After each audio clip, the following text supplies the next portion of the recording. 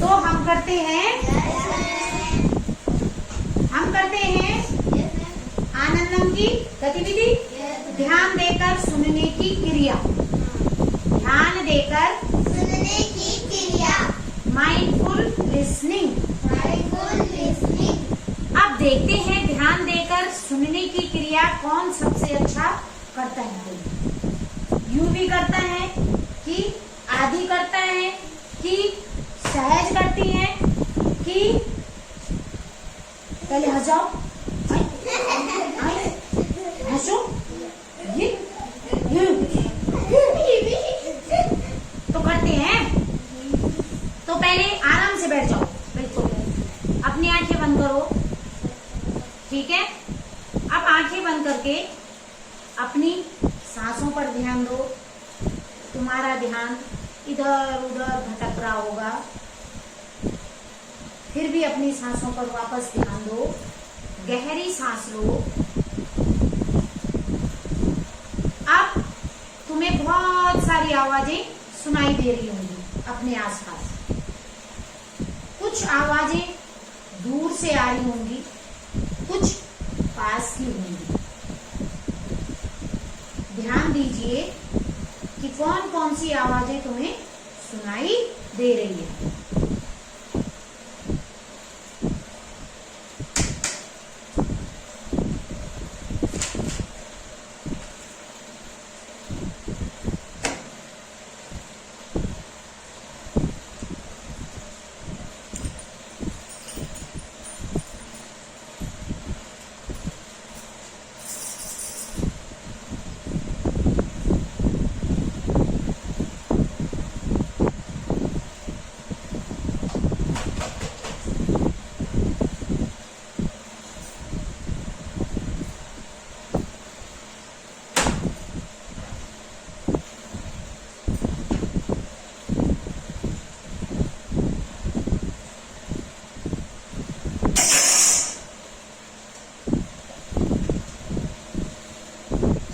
अब अपनी हथेलियों को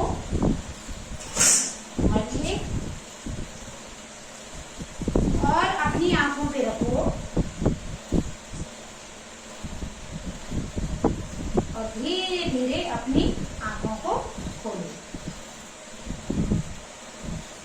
अब बताओ एक एक करके, तुम्हें कुछ आवाजें सुनाई दे रही थी? किसकी आवाज? पंखे की आवाज सुनाई दे रही थी भाई इसको। Very good. सहज को? आपकी। मेरी आवाज सुनाई दे रही थी सहज को। शिवांश को? चूड़ी की आवाज सुनाई दी भाई इसको। बिल्कुल। मेज की आवाज सुनाई दी। हाँ। स्केल की आवाज सुनाई दी।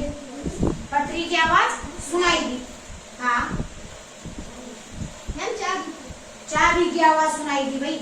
बहुत, चाबी की आवाज पहचानना बहुत कठिन था, इसको सुनाई दी। और